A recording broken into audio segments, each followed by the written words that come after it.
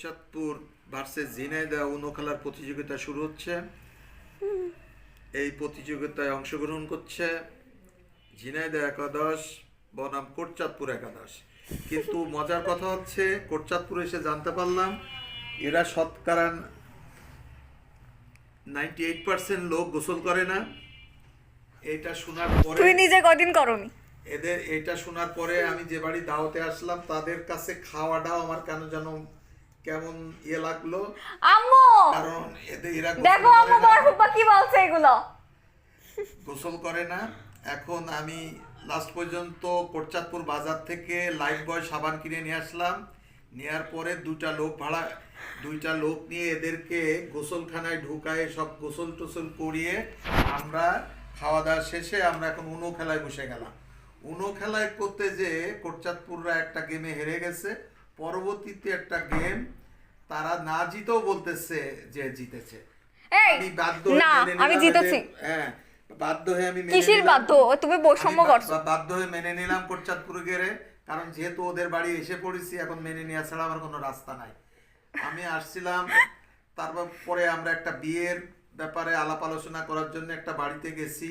একটা বাড়ি? হ্যাঁ, সেখানে আমরা বিয়ের আলাপ আলোচনা হলো, সুন্দর মজিয়ে খাওয়া দাওয়া হলো। আমরা কোটচাঁদপুরে এসে জানতে পারলাম কোটচাঁদপুরের মানুষ 98% মানুষ গোসল করে না।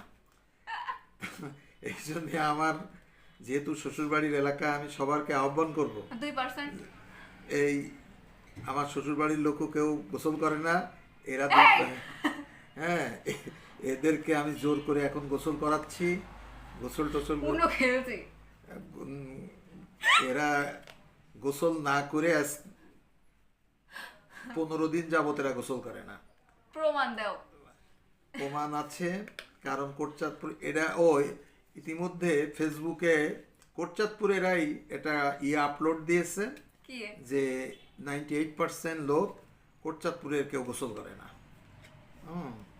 তুমি এখন কোটচাঁদপুরে আসো। তো ওই জন্য আমি সবার আহ্বান করব শীতের বেলা সকাল সকাল গোসল করার জন্য। কার্ড দাও।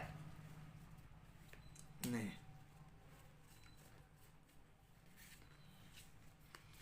এখন আমরা উনো খেলা শুরু করে দিয়েছি। উনো খেলতেছে ঝিনাইদহ ভার্সেস কোটচাঁদপুর। দাও, লাল দাও।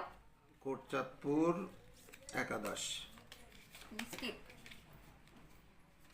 স্কিপ। 9